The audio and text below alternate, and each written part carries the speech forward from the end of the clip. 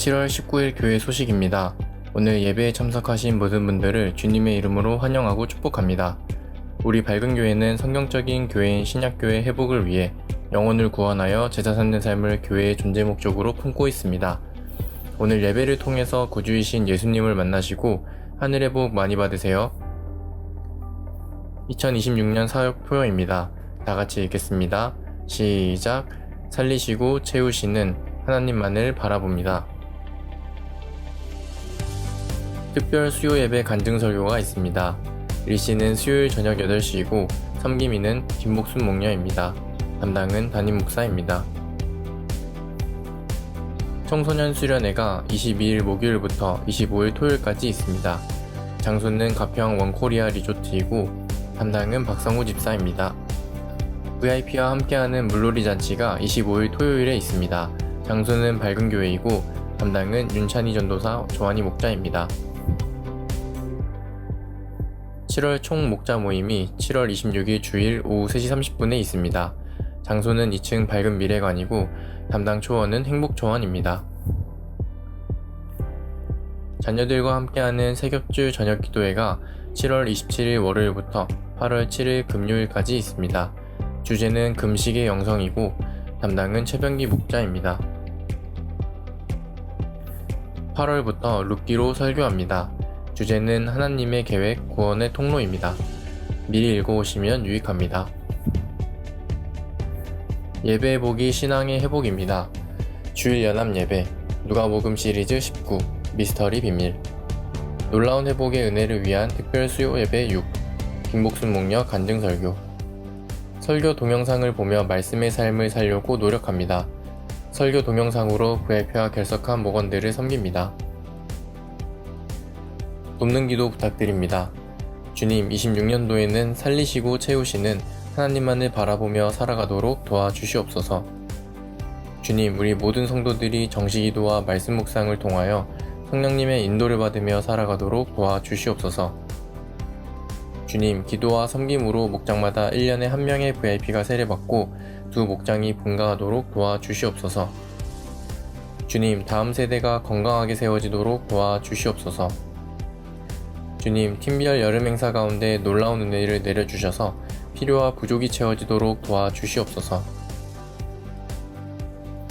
교회 청소섬김 목장입니다. 18일은 작은 교회 목장, 25일은 주닮은 목장에서 섬겨주시겠습니다. 교회 중식 섬김 목장입니다. 19일은 작은 교회 목장, 26일은 꿈꾸는 목장에서 섬겨주시겠습니다. 항상 교회를 섬기시는 우리 밝은 가족들이 자랑스럽습니다. 금주의 한마디입니다. 댓글 달기 섬김. 선풀재단의 이사장인 민병철 교수는 온라인 공간에서 선한 영향력을 위하여 서로 축복하며 격려하는 선풀달기 운동을 하고 있습니다. 우리 밝은 교회 식구들도 교회의 소식과 안내에 댓글 달기 섬김에 동참하여 서로를 격려하는 공간이 되었으면 좋겠습니다.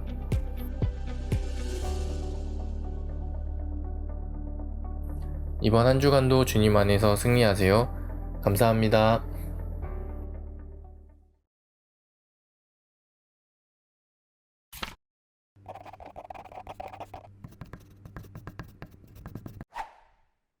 이제 교회 행사들이 이제 여름이 되면 여러 부서들이 준비하여서 이제 섬기게 됩니다. 그런데 지난주는 우리 어르신들이 목요일 날 강원도로 아주 재미있는 여행이 되셨다고 들었습니다. 아침부터 저녁까지 혼자서 또 운전하신 우리 주 목사님 하나님께서 지켜주시고 또 안전하게 해주셔서 너무 감사하고, 또 금요일 토요일 우리 싱글 연합 수련회로 가평에서 모임을 했는데 비가 오냐 안 오냐 계속 그것 때문에 기도하면서 했는데 모든 행사가 다 끝난 다음에 비가 와서 너무너무 감사했고, 또 올 때 폭우가 오면 어떡하나 했더니 또 올 때는 또 비가 그쳐가지고 안전하게 또 도착하게 하셔서 너무너무 더 감사했던 시간들을 가졌습니다. 그런데 이제 싱글들하고 제가 이제 같이 있으면서 2가지를 이제 느꼈는데, 한 가지는 예전 같지 않구나. 예전 같으면 저도 밤새면서 같이 놀고 즐기고 했을 텐데, 이제는 밤을 못 새요. 그래서 저녁에 시간이 끝나고 씻고 저는 방에 들어가서 잤거든요. 그랬더니 밖에서 이제 노래 부르고 또 그랬더니 우리 현대이가 와서 목사님 순서니까 부르세요. 그래가지고 제가 칠갑산을 불렀습니다. 저는 부르는 건 항상 칠갑산밖에 안 부르니까. 그래서 그 노래를 부르고 난 다음에 제 순서를 마치고 저는 들어와서 이제 누워서 이제 잤어요. 그랬더니 새벽이 몇 시인지도 모르겠는데 늦은 시간까지 게임하고 놀고, 야, 이제 제 마음이 이제 마음은 원인데 육체가 따라가지를 않으니까 그렇게 같이 놀지를 못했어요. 그 첫날 금요일 날 계곡 가서 이제 물놀이를 한다 그래가지고 답사를 가서 이제 이것저것을 이제 봤거든요. 그래서 이제 물이 없으면 수영장으로 가야 된다. 그래서 뭐 수영장도 갔다 그랬는데 이제 그 계곡에서 오후 1시 넘어서부터 이제 놀기 이제 시작해가지고 4시 반, 5시까지 노는데 제가 거기에 놀았다가는 저녁에 말씀을 못 전할 것 같아가지고 계곡을 피해서 저는 숙소에서 쉬었습니다. 예전 같으면 벌써 계곡에서 같이 놀고 즐기고 뭐 물에 빠뜨리고 제가 막 주도해서 했을 텐데 이제는 그렇게 할 수가 없어요. 그러니까 제 마음에서 도망가라. 그래가지고 다 태워다 주고 숙소에서 혼자 즐겁게 쉬었습니다. 그러니까 그 시간들을 이렇게 보내면서 제가 이렇게 보니까 제 마음이 이제 예전 같지 않구나. 그리고 한계를 이제 느낀다. 그런 생각이 들었어요. 그래서 또 이제 돌아오는 주에 또 청소년 수련회를 2박 3일 제가 또 따라가야 되는데 많은 분들이 염려를 하시더라고요. 목사님 그렇게 또 고쳐놨더니 또 막 쫓아다닌다고. 그래서 제가 안 가면 또 안 되는 또 상황이 돼가지고 우리 교회 차가 36세 이상이 아니면 운전을 못해요. 둘 다. 그러니까 36세 이상 운전하시는 분들은 다 출근하셔가지고 운전할 사람이 없어요. 저밖에. 그래서 제가 이제 청전 쫓아다니고 싱글도 쫓아다니고 해야 되는 상황들이 이제 벌어졌는데 그러면서도 이제 즐거워요. 마음은. 또 이번에 청소년 수련회 제가 또 강사로 또 섬기게 돼가지고 또 많은 사람들이 있는데 제가 또 섬길 수 있는 기회가 있어서 너무 감사합니다. 여러분들 우리가 어떤 일을 할 때 한계에 딱 부딪히면 여러분 마음이 어떠세요? 내가 마음은 참 할 수 있을 것 같은데 한계에 딱 부딪히면 좀 아쉬움도 있고 안타까움도 있고 이거 어떻게 할까 고민도 되고 그렇게 되잖아요.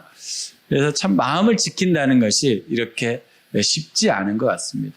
여러분 우리 일상에서 가장 힘들고 어려운 게 마음 지키는 것 같아요. 내 마음을 정말 잘 지키고 간다는 게 이렇게 쉽지 않다라는 생각을 합니다. 오늘 예수님께서 4가지의 땅에 대한 비유를 얘기하셨어요. 근데 그 4가지 땅이 다 마음에 대한 비유이고 이야기입니다. 오늘 말씀을 통해서 여러분들이 하나님께서 예수님을 통해서 전해주신 그 비밀을 잘 깨닫는 시간 되시기를 주님의 이름으로 축복합니다.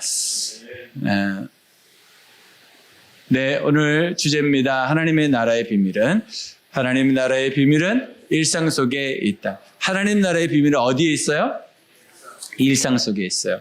특별한 곳에 있는 것이 아니고 우리 일상에서 날마다 하나님 비밀을 깨달을 수 있고 알 수 있다는 것이죠. 그런데 하나님의 비밀이 내 인생과는 동떨어진 곳에 있다 그러면 진짜 비밀이 됩니다. 그런데 이 비밀을 예수님을 통해서 우리에게 드러내 보여주셨다. 알게 하셨고 이제는 그 알게 하신 것을 믿고 경험하게 하신다라는 거예요. 예수님께서 아마 씨 뿌리는 사람 옆에서 비유의 말씀을 하셨던 것 같아요. 이스라엘 사람들이 파종하는 것과 우리가 파종하는 방법은 다릅니다. 그러니까 우리는 땅을 파고 거기다가 하나하나 이렇게 심는 파종법을 선택하지만 이스라엘 사람들은 한 해에도 이모작, 삼모작을 할 수 있는 날씨이기 때문에 흩뿌려서 뿌려요. 그래서 뿌리고 난 다음에 밭을 갈고 거기다가 이제 비가 내리고 물을 대면 거기서 이제 자라나도록 하는 그런 농사법을 사용하거든요. 그러다 보면 이 농부의 의도와는 관계없이 씨가 길가로 떨어질 때도 있고 또 개간되지 않은 돌짝밭에 떨어질 때도 있고 또 어떤 때는 가시가 이제 많기 때문에 가시덤불에 이렇게 떨어질 때도 있고 대부분은 옥토에 떨어집니다. 그 농사 짓는 사람이 일부러 씨를 다른 데 뿌릴 리는 없잖아요. 어떻게 하다 보면 바람에 날려가고 조금 힘을 더했더니 멀리 가고 그래서 이제 씨들이 다른 곳에 떨어지는 것이 대부분 다 좋은 밭에 떨어집니다. 이게 이제 예수님께서 우리에게 가르쳐 주셨던 비유인데 이게 우리의 마음이에요. 근데 마음이 한 사람 앞에 한 가지 밭만 있는 게 아니고 모든 사람의 마음에는 네 가지의 밭이 다 있다는 거예요. 그래서 어떤 상황에서는 길가 같은 마음이 확 올라오고 어떤 경우에는 또 돌짝밭이 확 올라오고 어떤 경우에는 가시덤불 있는 밭이 올라오고 어떤 경우에는 옥토로 살아가게 됩니다. 그래서 우리의 마음을 이렇게 씨 뿌리는 비유로 예수님께서 얘기해 주셨어요. 이게 하나님 나라의 비밀이다 이렇게 말씀하셨어요. 왜 비밀이라고 하셨을까요? 비밀은 누군가는 알고 누군가는 모르게 하기 위해서 만들어 놓은 거예요. 그래서 예수님께서 이 비유의 목적도 그것이다 이렇게 말씀하셨어요. 네 가지의 마음을 이렇게 말씀하셨는데 첫 번째 마음을 보면 길가예요. 길가. 단발머리에 있는 자매가 아주 인상이 아주 힘들게 보이네요. 근데 길가에 씨앗이 뿌려졌는데 누가 와서 먹어버린다고요? 새가 와서 그것을 먹어버려요. 새들은 씨앗이 떨어지는 것을 지켜보고 있다가 날아가서 탁 먹거든요. 그 왜 그러냐면 새들이 이게 반복 학습이 되기 때문에 농사꾼이 나와서 이제 씨 뿌리기 시작하면 새들이 모여들어요. 그래서 떨어지면 그것을 이제 잡아먹으려고 이제 하거든요. 그런데 예수님께서 그 비유를 오늘 우리가 읽었던 본문에 보면 해석을 해주세요. 제자들이 그걸 못 알아들어요. 또 모인 사람들도 그게 뭐지? 라고만 하고 있고. 그랬더니 예수님께서 해석해서 말씀해 주시는데 그 씨가 하나님의 말씀이에요. 그게 밭에 우리의 마음에 떨어지는데 길가에 떨어지는 것은 악마가 와서 그 씨앗을 빼앗아 가는 거야. 그러니까 그것을 빼앗아 간다는 것은 오늘 개혁개정에는 뭐라 구원받지 못하게 하려고.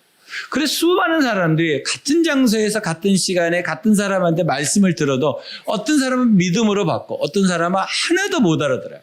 왜 그러냐면 마음이 닫히면 귀가 열리지 않아요. 그러니까 마음이 닫힌 사람은 하나님의 말씀에 복음이 아무리 전해져도 그게 나하고는 아무런 관계가 없는 걸로 들려진다.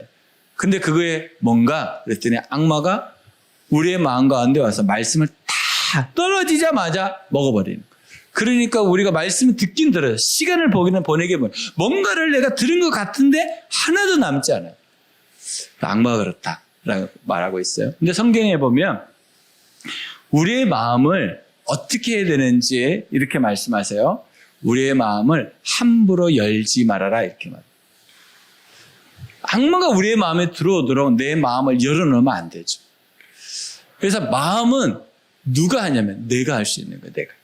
그래서 하나님이 인격적이셔서 계시록 3장 20절에 보면 뭐라고 말씀하시냐면 문을 두드린다고 말씀하시죠. 그리고 마음을 누가 열어야 돼요? 내가 열어야 돼요. 그러면 하나님도 우리의 마음을 두드리지만 누구도 우리의 마음을 두드리고 있을까요? 악마도 우리의 마음을 두드려요.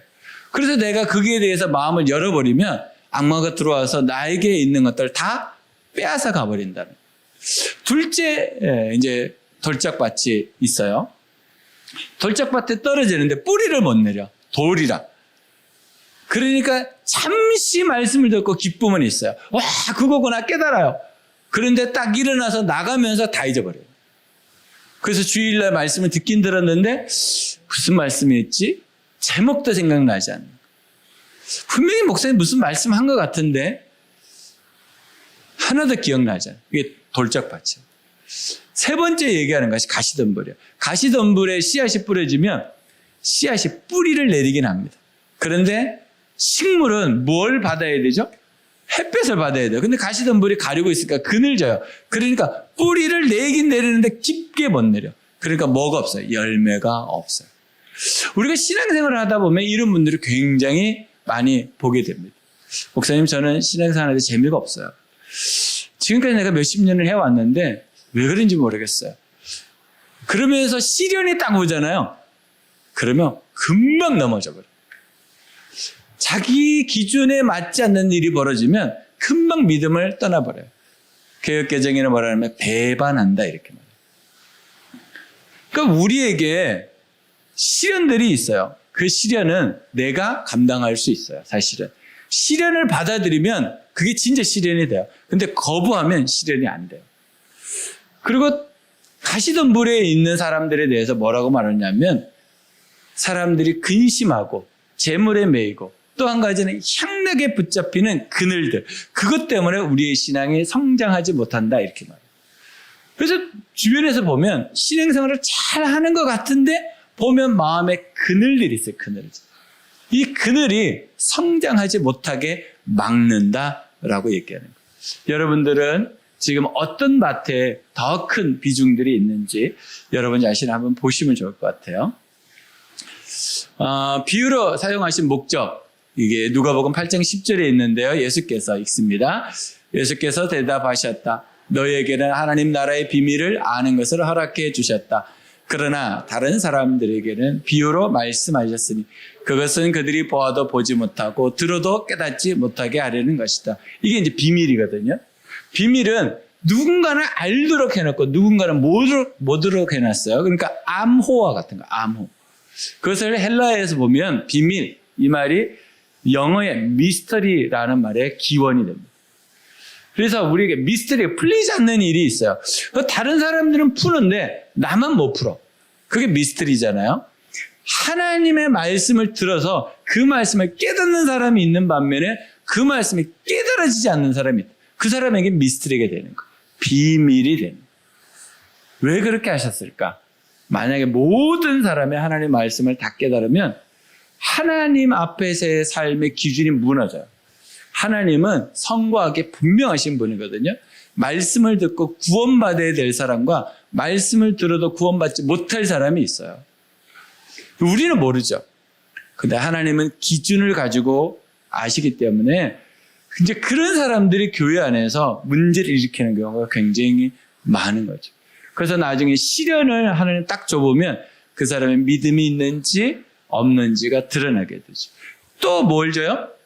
마음의 근심을 줘보고 재물의 문제를 줘보고 또 세상의 쾌락 가운데 향락 가운데 살게 해봐요. 그랬을 때 하나님을 붙잡는지 안 붙잡는지가 드러나요. 우리는 이 세상에 살면서 이런 미스터리를 경험하게 된다는 것. 마음은 바꾸는 것이 아니고 뭐 하는 것일까요? 마음은 바꾸는 게 아니고 가꾸는 겁니다. 마음은 갖고 가는 거예요. 그래서 한 번에 내 마음을 탁 바꿨다. 난 마음을 바꿨어. 이제 내 주님을 위해 살겠어. 그런 사람을 우리는 조심해야 됩니다. 왜냐하면 우리는 마음을 바꾸기가 어떤 면에서는 불가능합니다. 그래서 시련이 딱 와버리면 어떻게 해요? 다시 원위치 돼버려요. 그래서 우리 갈등하죠. 안 되나 보다. 나는 예수 믿는 게 나한테는 허락하지 않았나 보다. 그래서 믿음의 확신이 흔들리게 되죠. 마음은요, 바꾸는 게 아니고 갖고 가는 거예요. 1%, 1%. 말씀을 듣고 공동체 안에서 동역하면서 나를 갖고 가는 거예요.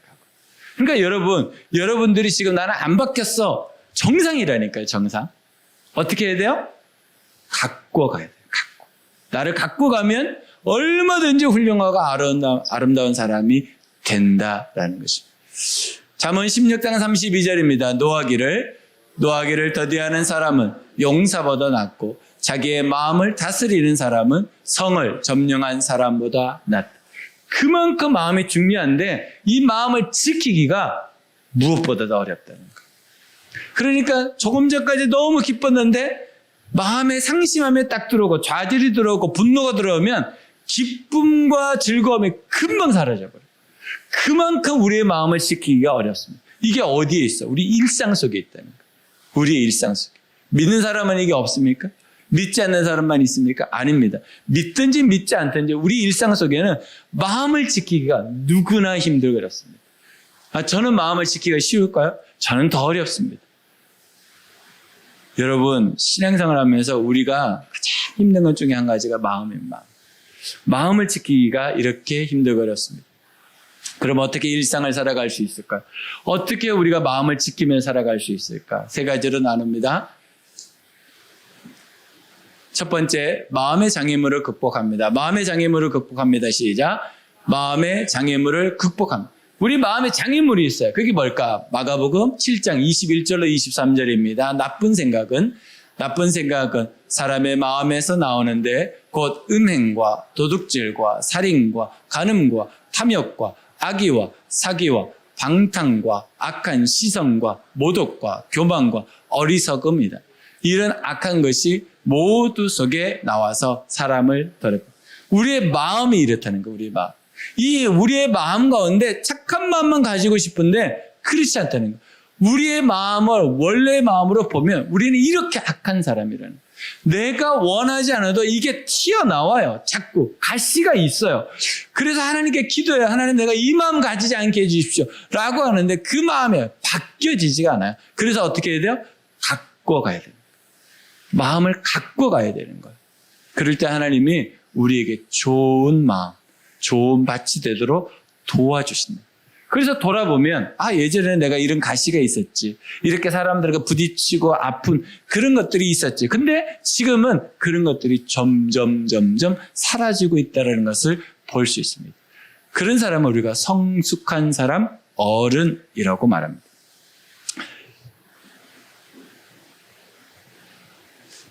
편견, 우리 안에 선입견, 고정관념, 이것이 다른 사람들을 판단하게 하는 오류를 보며 뿐만 아니라 추측, 경험과 지식의 오류, 생활 습관, 이것들이 또한 우리의 마음을 어둡게 만들어요. 그러니까 우리의 삶 속에 이런 것들을 경계하고 조심히 살아가야 되는 거예요. 그러지 않으면 우리가 지금까지 살았던 그 방법을 버리지 않고 신앙생활을 해요. 그 신앙생활을 하면 자기가 갑자기 개조되는 줄 알아요. 그렇게 안 됩니다. 신앙생활은 개조되는 게 아니고 갖고 가는 거예요. 나를 주님 앞에 서는 날까지 조금씩 갖고 가는 거예요. 그래서 돌아보면 예전에 이것이 안 되는데 요 정도는 그러면 정말 잘하신 거예요. 주님 앞에 서는 날까지 우리 100% 안 됩니다. 절대로 100% 안 됩니다. 그러나 갖고 가는 거예요. 요한복음 13장 2절입니다. 저녁을 먹을 때 악마가 이미 시몬 가룟의 아들 유다의 마음속에 예수를 팔아 넘길 생각을 불어넣었다. 사단이 어디를 공격해? 우리에게 마음을 공격해. 마음을 공격해서 우리가 서로에게 갈등을 일어나게 하고 주님 앞에 불신하게 하고 주님 앞에서 행복한 삶을 못 살게 한다. 결국에 마음의 문제예요. 근데 이 마음의 문제를 모든 종교가 알고 있어요. 모든 사람이 알고 있어요. 그럼에도 불구하고 마음을 지키기가 어려워요. 너무너무 어려운 게 마음이에요. 잠언 4장 23절입니다. 그 무엇보다도 너는 내 마음을 지켜라. 그 마음 바로 생명의 근원이기 때문에 마음을 지키는 사람에게 생명이 있어요. 마음을 지키지 않으면 결국에는 절망하고 죽음 가까이 간다는 거예요. 우리 마음을 지켜야 됩니다. 그러기 위해서는 여러분들이 어둠이 들어오는 것을 거부할 수 있어야 돼요. 거절할 수 있어야 돼요. 그러지 않고 어둠의 생각들이 들어오는데 그냥 다 받아들이면 문이 활짝 열려서 악마가 우리의 마음 가운데 있는 하나님의 말씀을 다 가져가 버려요. 그러니까 희망이 없고 소망이 없고 빛이 없는 거예요. 계속해서 절망밖에 있을 수밖에 없는 것입니다. 두 번째는 섬김의 결과를 기대합니다. 시작. 섬김의 결과를 기대합니다. 갈라디아서 6장 9절입니다. 선한 일을 하다가 낙심하지 맙시다. 지쳐서 넘어지지 아니하면 때가 이를 때 거두게 될 것입니다. 우리가 하나님 앞에서 선한 일을 해요. 하나님이 원하시고 기뻐하시는 일을 해요. 그러려면 내가 손해봐야 된다 그랬잖아요. 선한 일은 무조건 내가 손해보는 일. 내가 손해볼 때 선한 일이 돼요. 근데 그 선한 일을 하다가 내가 하나님으로부터 복받지 않았다는 사실을 알면 넘어져요. 이건 누구나 그렇습니다.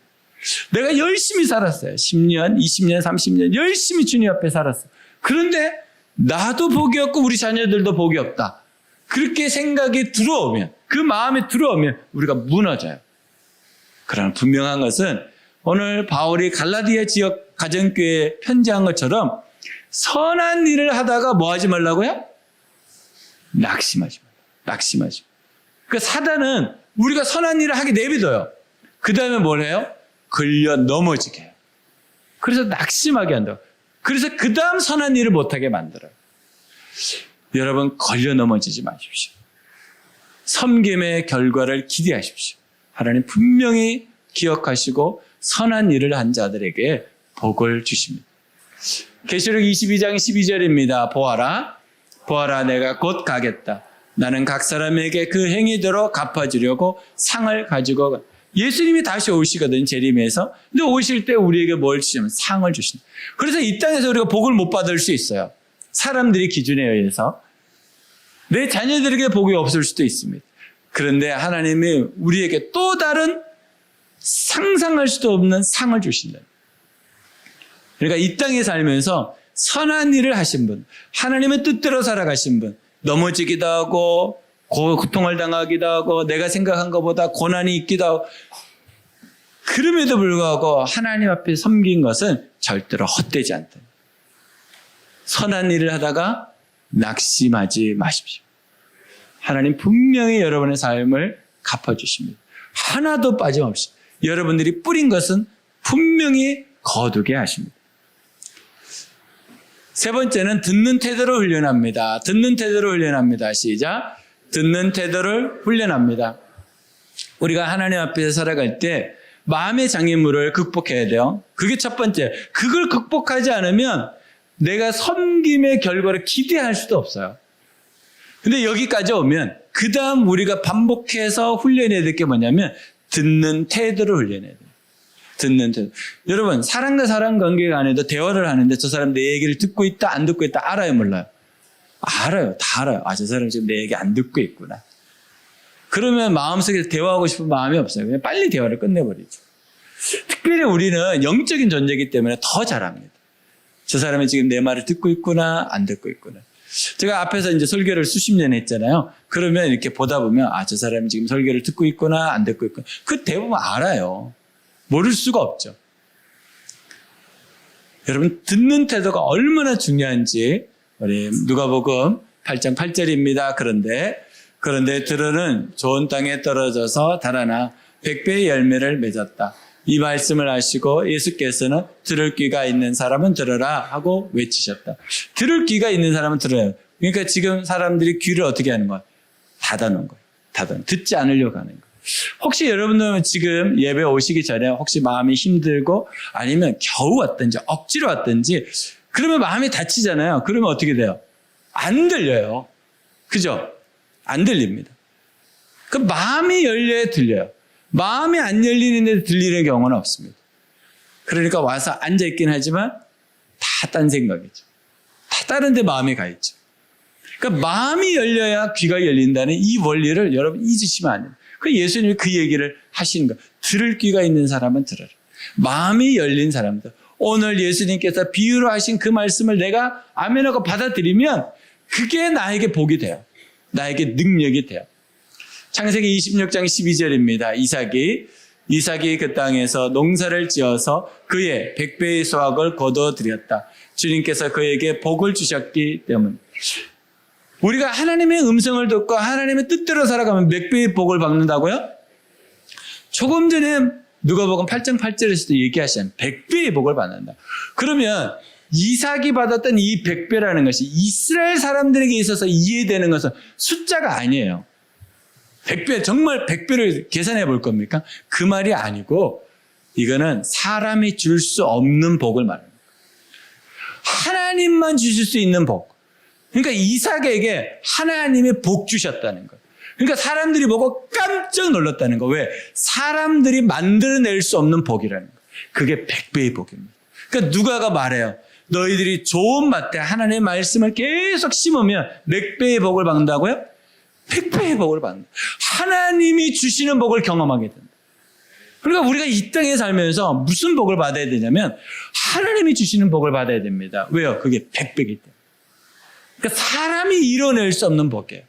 그 복을 하나님이 주신다라고 말씀하시는 거예요. 저는 우리 성도들이 이 복을 받아 누렸으면 좋겠습니다. 그러려면 우리가 세 가지 훈련을 계속해야 되는데 첫 번째, 어둠을 거절하는 훈련이에요. 거절해야 돼요. 내 생각 속에 어둠이 들어오잖아요. 좋지 않은 생각들이 들어오잖아요. 그럼 거절해야 돼요. 그걸 받아들이면 안 돼요. 문을 열어놓으면 마귀가 들어와서 우리에게 있는 말씀, 은혜, 감사 다 빼앗아 간다는 거예요. 거절해야 돼요. 거절해요. 예수 이름으로 거절해야 돼요. 거절. 자, 옆에 분한테 얘기해요. 거절합시다. 거절합시다. 거절해요. 거절해. 내 마음속에 들어오는 어둠을 거절해. 야, 이거 아니야. 진짜 아니야. 나 이렇게 안 살 거야. 받아들이지 마요. 근데 받아들이면 잠을 못 자. 그리고 씨앗이 하나 떨어졌는데 밤새도록 궁궐을 져요. 집을 짓는다. 집을 짓다가 허물었다, 지었다, 허물었다. 거절해야 돼, 거절. 예수 이름으로 거절한다. 이 어둠아, 예수 이름으로 거절한다, 거절. 이걸 거절하시 이제 받아들이면 받아들여서 우리가 너무너무 힘들고 어렵게 산다. 복음을 듣게요. 복음으로 듣게. 사람들이 우리에게 해준 말들을 복음으로 들으셔야 돼요. 나도 한다고, 그만하라고 짜증으로 듣지 말고 살리고 세우는 말로 들어야 돼요. 그 듣는 태도로 훈련하면 나에게 복이 돼. 근데 듣는 태도로 훈련하지 않으면 자꾸 짜증이 나고 신경질이 나고 싸움이 나고 갈등이 나고 어려움이 생겨. 듣는 태도로 훈련해요. 사람들이 나를 위해서 하는 말들을 복음으로 듣는 훈련을 하셔야 돼요. 세 번째는 마음먹기 훈련해야 돼요. 마음먹기. 마음을 잘 먹으셔야 돼요. 마음을 어떻게 먹느냐? 여러분 보통 우리가 경험하는 것이 뭐냐면 아침에 딱 깨가지고 어떤 노래 가사가 생각나거나 리듬이 생각나면 그 노래가 하루 종일 내 입에 흥얼흥얼 거리는 일들이 있습니다. 그런 경험 다 있으시죠? 그것을 뇌과학자하고 사회과학자들이 연구를 한 거예요. 왜 그럴까? 왜 사람들은 아침에 들은 그 노래가 하루 종일 자기를 지배할까? 그랬더니 마음을 그렇게 먹은 거예요. 우리 뇌가 잠자다가 딱 깼잖아요. 딱 깨서 나에게 처음 입력되는 것이 하루 종일 나를 지배한대요. 그러니까 여러분 딱 깼을 때, 잠에 딱 깼을 때 기분 나쁜 게 확 들어오면요. 하루 종일 기분 나빠요. 잠에 딱 깼는데 하나님 감사합니다. 이 말부터 하는 분들이 있거든요. 그러면요. 감사가 생겨요. 그러니까 마음 먹기에 달린 거야, 진짜. 마음 먹기에 달린 거야. 내 마음을 어떻게 먹을 건가? 불평하고 짜증내고 누굴 미워하고 시기하고 이런 마음을 먹을 건지 아니면 감사하면서 하나님을 찬양하면서 기쁨으로 살아. 마음 먹기에 달려요. 마음 먹기. 옆에 분한테 얘기해. 우리 마음을 잘 먹읍시다. 마음을 잘 먹읍시다. 마음을 잘 먹어야 돼요. 마음을 잘못 먹으면 하루 종일 어두움밖에 안 들어온다. 저는 여러분들의 마음이 말씀으로 주님의 은혜로 감사로 축복으로 충만하시기를 주님의 이름으로 축복합니다. 로마서 10장 17절입니다. 믿음은 들음에서 생기고 들음은 그리스도를 전하는 말씀에서 비롯됩니다. 그러니까 마음을 먹을 때는 잘 들어놓으면 그것이 내 마음을 움직여요. 믿음이 거기서 난다 그러잖아요. 그러니까 여러분 말씀을 계속 듣고 또 찬양을 계속 듣고 사람들이 말하는 이야기를 복음으로 듣는 이 훈련만 되면, 이 듣는 태도가 훈련이 되면 얼마나 행복하겠습니까? 히브리서 3장 12절입니다. 형제자매 여러분, 여러분 가운데 믿지 않은 악한 마음을 품고서 살아계신 하나님을 떠나는 사람이 아무도 없도록 여러분은 조심하십시오. 뭘 조심하라는가? 마음을 조심하라. 마음. 신앙생활 잘하고 있는데 이거는 믿는 사람들에게 보내진 거니까 신앙생활 잘하다가 마음 한 번 잘못 먹으면요 신앙에서 떠나게 된다는 거예요. 마음 한 번이야. 한 번 내 마음속에 딱 잘못된 게 들어오면요 지금까지 쌓아놓은 모든 공동탐이 다 무너져 버려요. 한꺼번에 무너집니다. 그러니까 히브리서 기자가 얘기하는 거, 여러분의 마음을 조심히 신중히 다루라고. 아무거나 받아들이지 말라고. 아무거나 받아들이지 말라고. 그러니까 여러분 정보를 넣을 때도 복음으로 넣으셔야 돼요. 그래야지 복음이 나오죠. 여러분 이번 한 주간 살아가면서 여러분의 마음을 어떻게 지킬 건가? 여러분 마음의 장애물들을 하나씩 극복해 가셔야 돼요. 그죠? 그리고 어떻게 해야 돼요? 섬김의 결과를 기대하며 살아야 돼요. 그러지 않으면 자꾸 걱정하고 염려해요. 내가 지금 살았던 거, 섬겼던 거, 그거 아무것도 아닌 거 아니야? 라는 생각을 해가요. 세 번째는 듣는 태도를 훈련하셔야 됩니다. 듣는 태도를 잘 훈련하셔야 돼요. 복음으로 듣는 태도. 하나님은 나에게 살리고 세우는 말씀을 주셨다라고 듣는 것. 그것이 우리에게 유익합니다. 그러려면 옆에 사람이 얘기할 때 이렇게 해보는 거야. 맞지. 여러분, 거기에 이게 흔드는 게요, 비밀이 있어요. 우리를 긍정적으로 만들어요. 긍정적으로 만들어요. 제가 이렇게 말씀하면 누군가는 이렇게 하잖아요. 긍정적이 되는 거. 그 말씀이 우리에게 심어지는 거. 근데 말씀을 해도 말하라, 해라, 뭐 아무런 감각이 없고 가만히 있기만 하고. 여러분, 이번 한 주간 하나님의 말씀을 마음에 심는, 그래서 30배, 60배, 100배의 놀라운 복을 받는 우리 성도들이 되시기를 주님의 이름으로 축복합니다. 아멘. 기도하겠습니다.